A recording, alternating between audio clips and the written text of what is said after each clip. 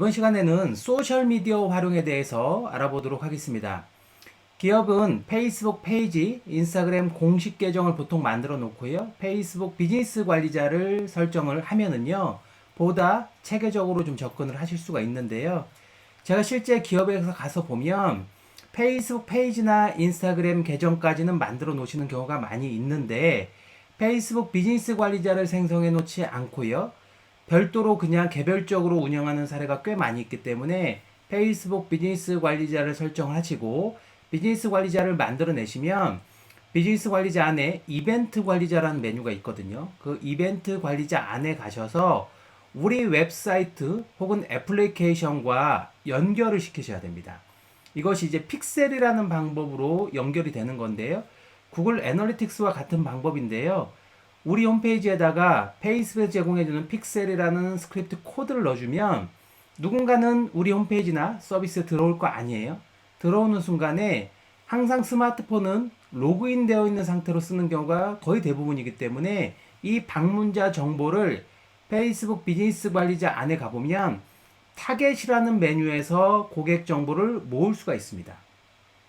항상 로그인 되어 있는 상태이기 때문에 고객을 정확하게 모아주고요. 이러한 것을 맞춤 타겟이라고 정의를 하고요.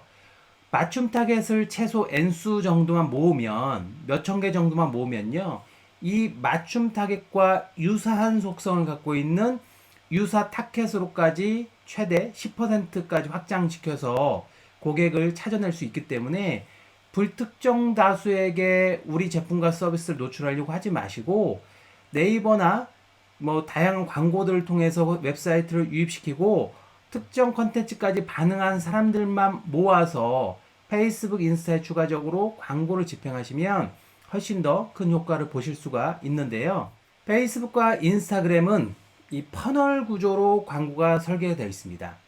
가보시면 인지하는 단계, 관심 단계, 그리고 전환하는 단계로 옆으로 설정이 되어 있는데 이 광고를 그대로 세우시면 탑, 미들, 바텀 이런 형태로 되어 있는 것을 알 수가 있거든요. 인지 단계는 그야말로 우리 브랜드를 인지시키는 게 목적이고요. 인지 단계에서 쓰는 광고들은 브랜드 인지도 도달, 동영상 조회, 트래픽 참여형 등을 보통 쓸 수가 있는데 인지형 광고는 비용이 좀 크기 때문에 가용할 수 있는 자금이 좀 있는 기업들이 보통 쓰시고요. 대부분의 기업들은 관심 단계의 광고를 많이 활용을 하는데요. 관심 단계에 집행할 수 있는 광고의 종류로서는 도달 광고, 그리고 동영상 조회 광고, 트래픽 광고, 참여형 광고, 그리고 B2B라면 잠재 고객을 확보하는 이런 광고 등이 있을 수 있습니다. 여기도 좀 여러 가지 종류가 있는데요. 앞에 동영상 조회 광고를 하시려면 동영상을 만드셔야겠죠.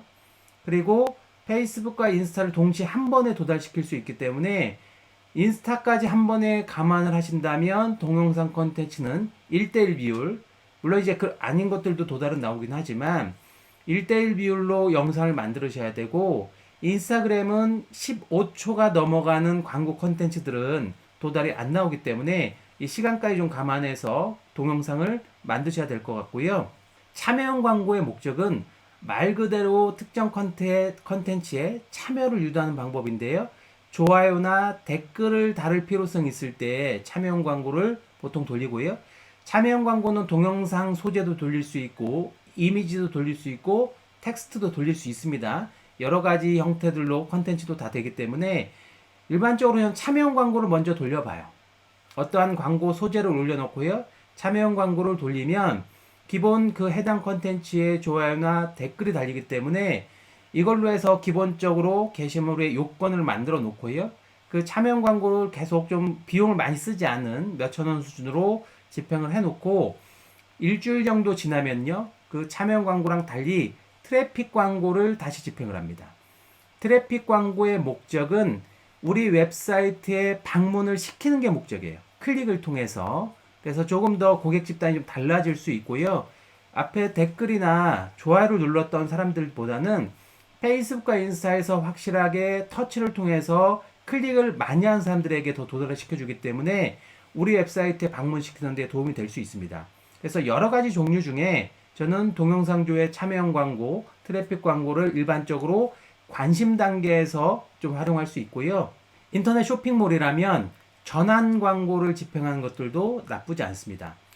예를 들어서 장바구니에까지 담고 결제하지 않은 사람들을 찾아낼 수 있거든요. 그러면 이 사람들을 모아서 토요일, 일요일 이틀 동안에 저희 이벤트 하니까 10% 할인해 드리겠습니다. 와 같이 개인화된 형태들로 마케팅을 진행을 할 수가 있어요. 이런 것들을 위해서 주로 이제 전환형 광고, 그 다음에 카탈로그 광고 이런 것들을 집행을 하실 수 있는데 이것은 네이버 스마트 스토어라든가 옥션지 마켓과 같은 다른 플랫폼을 연동해서 할 수는 없고요. 자사몰이 있으셔야 됩니다.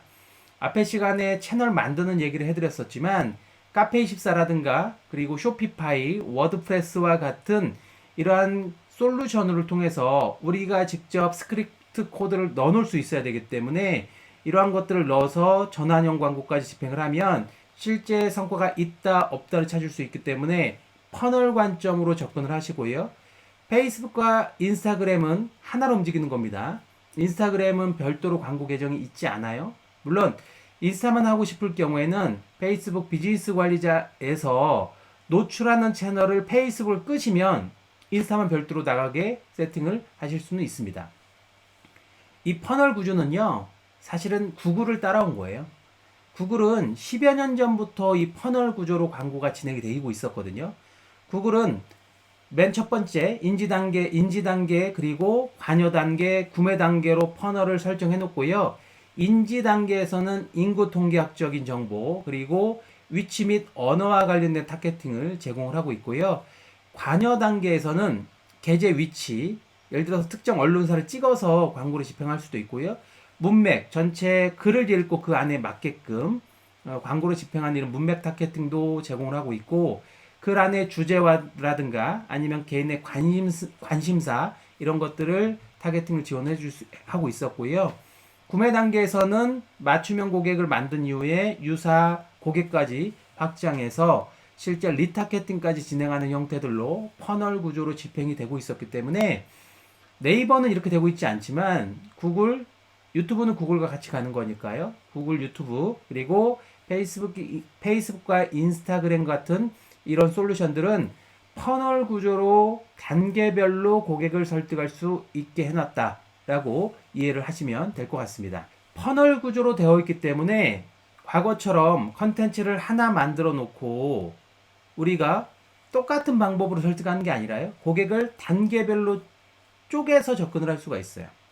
일단 첫 번째 탑 단계, 첫 번째 단계에서는 브랜드를 인증시키고 그 다음에 랜딩 페이지를 방문시키고 우리 웹사이트에 뭐 배너라든가 이런 것들을 띄우는 게 목적일 거예요. 그래서 탑 단계에서는 어떤 홈페이지를 연결하고 리타겟팅 정보를 모으는 것 중심으로 접근을 하시면 되고요.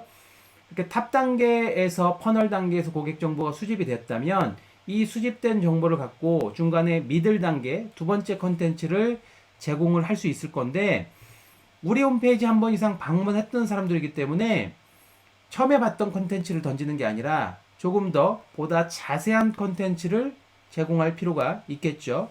그리고 신규 고객의 어떤 리드, 기본적으로 이메일 정보일 수도 있고 핸드폰 정보일 수도 있어요. 이런 정보를 획득하는 게 이 두 번째 미들 단계의 목표일 수도 있고요.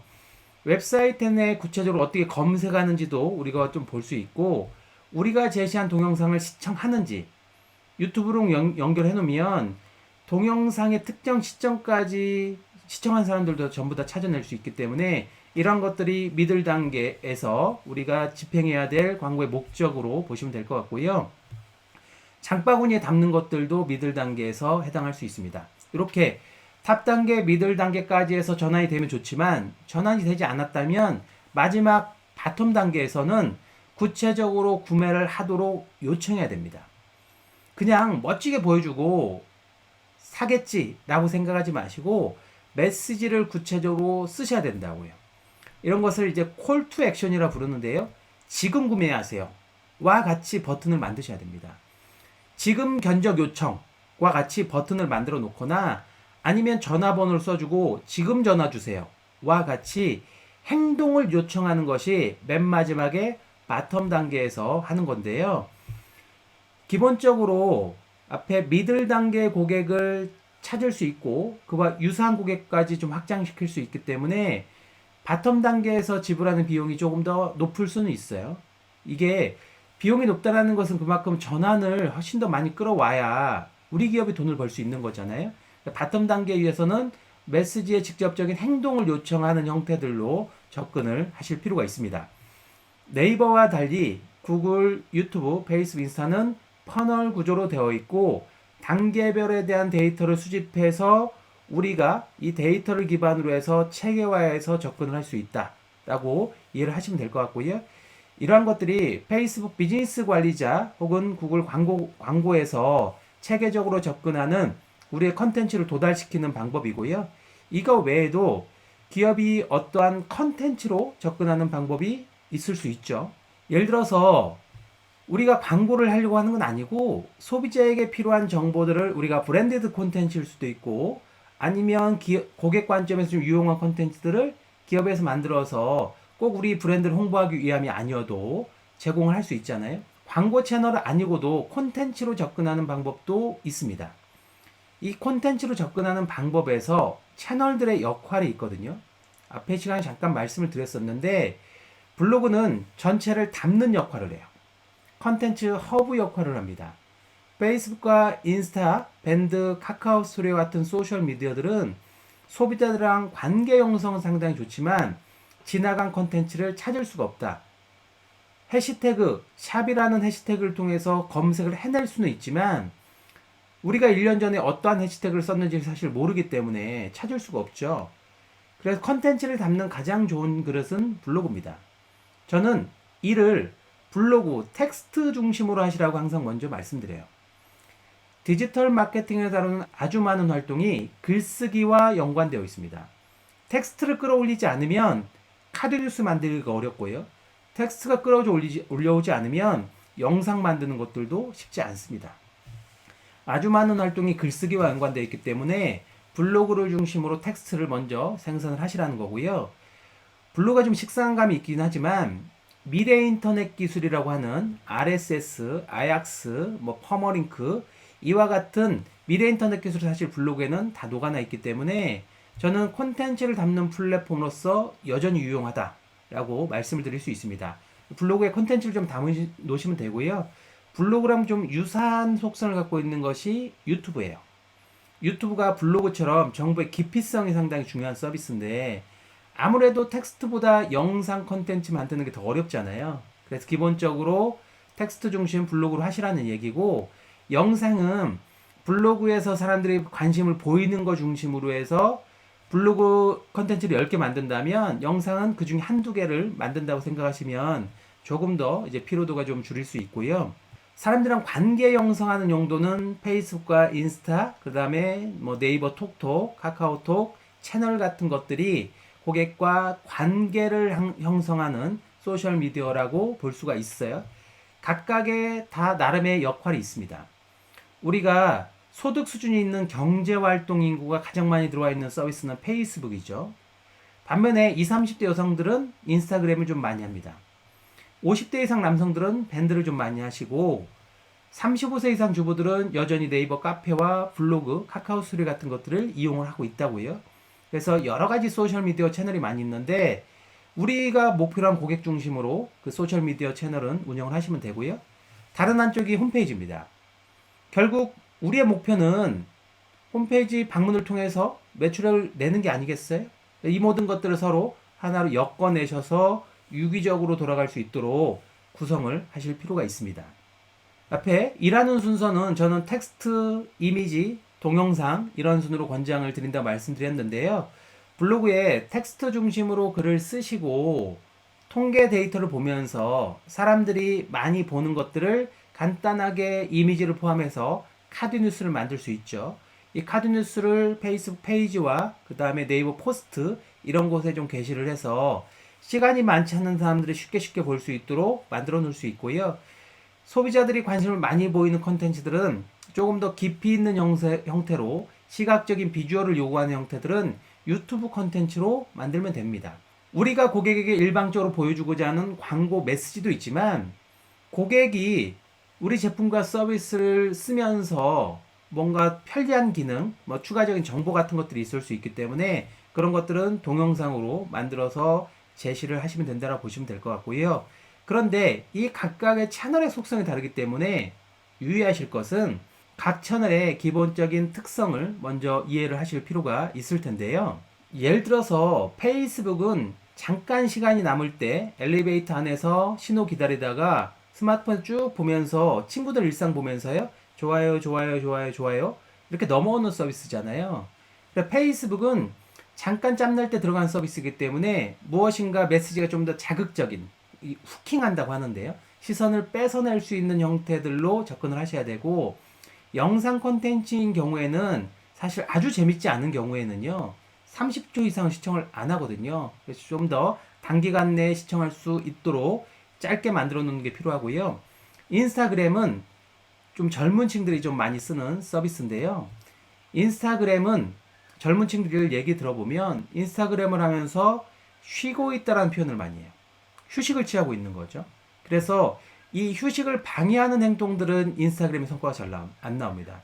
인스타그램은 약간은 심플하게 접근을 하실 필요가 있고요. 조금 더 좀 감성적으로 접근되는 채널이 인스타그램이라고 볼 수 있습니다. 유튜브는 블로그랑 좀 닮아 있다라고 말씀드렸어요. 정보의 깊이성이 중요하죠. 어떠한 것이 궁금하면 텍스트를 과거에 읽었었지만 최근에는 영상을 시청하는 비율이 많이 있기 때문에 정보의 깊이성, 연관성, 다양성 중심으로 유튜브는 접근을 하면 되실 텐데 전체적으로 페이스북이든 인스타그램이든 유튜브든 여기에서 유의하실 것 중에 하나는 관여도가 중요한 겁니다. 관여도. 나랑 일치해야 되는 거죠. 예를 들어서 예전에 아이가 넘어지면 다치지 말으려고 하는 이 머리베개 쿠션이 있잖아요. 이런 제품을 만들었다고 가정을 하면 예전에는 연예인처럼 생긴 정말 예쁜 아이를 데려다가 최고급 사진을 찍어서 정말 화려하게 만들었는데 그런 것들을 보면 예쁘긴 하지만 사실 우리 아이 모습 같지는 않잖아요. 관여도가 낮다라는 거죠. 그래서 요즘에 B급 콘텐츠라고 불리는 것들이 이런 관여들을 공략하는 거거든요. 예를 들어 제가 머리 헤어 제품을 만들었다면 유명 연예인의 사진도 좋지만 내 모습인 것 같이 올리는 콘텐츠들이 소비자들이 훨씬 더 반응을 많이 한다라는 거죠. 우리가 콘텐츠를 만드는 기준점이 관여도입니다. 고객이 너무 화려해 멋있는데 이렇게 오는 것도 좋지만 그것은 뭔가 프리미엄 제품일 가능성이 높고요. 대부분의 제품과 서비스는 컨텐츠가 나와 일치했을 때 반응을 할 가능성이 높기 때문에 관여도를 반드시 좀 고려를 해보실 필요가 있고요. 간단히 좀 다시 정리해드려보면 페이스북은 어떤 사람들이랑 관계를 형성하는 서비스고요. 인스타그램은 우리 제품의 브랜드를 보여주는 장소라고 생각하시면 됩니다. 저는 전광판 형태로 쓰시라고도 말씀을 드리는데 결국 이것이 내부 역량으로 하는 거잖아요. 외주를 줄 수도 있긴 하지만 우리가 달라붙어서 하면 좋긴 하지만 과연 그게 능사인가? 저는 이런 생각도 많이 하는데 기본적으로 전광판 형태로 꾸며놓고 실제 도달이 필요할 때는 우리가 광고를 활용해서 도달시키는 것들도 전 나쁘지 않다라고 봐요. 궁극으로 보면 소비자들끼리 알아서 콘텐츠를 다양하게 생산해서 실제 기업의 브랜디드 콘텐츠를 유통시키고 소비자들이 또 만들어낸 이런 콘텐츠가 나오면 좋겠지만 이렇게 나오는 것은 사실은 우연치 않게 나오는 경우도 있지만 우연의 경우 수를 갖고 말씀을 드릴 수는 없는 거니까 업무 관점에서 놓고 본다면 저는 이러한 경우 수가 나오는 것들은 아주 내부 역량이 좀 고도화돼야 되는 거고 1차적으로는 광고를 활용하는 것들도 나쁘지 않다라고 말씀드릴 수 있고요. 유튜브도 마찬가지입니다. 해보시면 사실 모든 사람들이 우리 것을 볼 것 같지만 전체 유튜브에 올라온 동영상의 97%가 조회수 1000회 미만입니다. 거의 보지 않는다라는 거죠. 그래서 유튜브를 하나 올려놓는다고 해서 당장 대박이 나지는 않아요. 우리가 로또 사례를 갖고 얘기할 수는 없는 거니까요. 그렇게 로또 사례가 없는 건 아니지만 그렇다고 로또를 하세요라고 말씀드릴 수 없는 것과 같습니다. 저는 유튜브도 기본적으로 우리가 열심히 기획을 해서 소비자들이 많이 보고 조회수가 높아지면 좋겠지만 그럴 수 있는 확률은 생각보다 높지 않다. 그래서 기본적으로 고객 편의 중심으로 고객에게 어떠한 책에 대한 컨텐츠를 제공하는 것으로 처음에는 접근을 하셔야 조금 더 좀 스트레스가 덜하다라고 말씀을 드릴 수가 있습니다. 블로그도 마찬가지예요. 블로그도 전체적으로 컨텐츠가 계속 올라와야 하기 때문에 좀 꾸준히 하시고 혼자 하려고 하지 마시고요. 네이버 블로그는 단체 아이디라는 기능이 있다라고 말씀드렸습니다. 아이디를 10명이 공유할 수 있거든요. 비밀번호가 10개 발급이 되기 때문에 같이 좀 팀원으로 운영을 하시면 조금 더 운영에 대한 스트레스를 줄일 수 있기 때문에 이런 형태로 좀 접근을 하시고, 여러 가지 중에 하나를 하셔라 하면 저는 블로그입니다. 블로그가 검색이 가장 잘 되고 있고 컨텐츠를 잡는 그릇으로서는 저는 가장 효과적이라 보고, 페이스북, 인스타 새로운 채널이 나와도 기업의 마케팅 관점에서는 블로그는 여전히 유효한 매체다라고 말씀을 좀 드릴 수 있겠습니다. 주의하실 것들은 뭔가 이슈성 되는 것들을 잘못 건드려 버리시면 이런 것들을 리스크로 직접 연결되는 거기 때문에, 무언가 사회적으로 큰 이슈나 파장을 일으킬 수 있는 것들은 감당 쉽지 않기 때문에요. 그런 것들을 좀 주의하시고, 아무리 좋은 의도로 접근을 하셔도 사회적으로 이슈가 되면 기업 전체에 큰 리스크가 발생할 수 있기 때문에 전체 팀원들이 사전에 어느 정도 좀 리뷰를 통해서 체계적으로 관리하실 필요가 있습니다. 이번 시간에는 소셜미디어 활용에 대해서 개괄적으로 말씀드렸었는데요. 중요한 것은 컨텐츠를 어떻게 만드냐, 소재에 대한 부분도 분명히 있지만 이거보다 훨씬 더 중요한 것은요, 어떠한 브랜드가 되고 싶은지를 명확하게 정의하셔야 됩니다. 우리 기업의 브랜드 정체성, 아이덴티티를 바탕으로 해서 어떤 느낌을 고객들에게 어떻게 전달할지를 결정을 하시라는 거고요. 지금 인기가 있는 것을 막 갖다 쓰시면 잠깐 재미는 볼 수 있지만 궁극적으로 시간이 흐르면 너무 지저분한 계정이 될 수 있기 때문에 이런 것들을 좀 체계적으로 어떠한 브랜드가 되고 싶은지를 먼저 결정하시고 이 브랜드의 컨셉에 맞게끔 컨텐츠 소재도 고민하시는 것을 권장을 드리겠습니다. 네, 이번 시간은 여기서 마치겠습니다. 수고하셨습니다.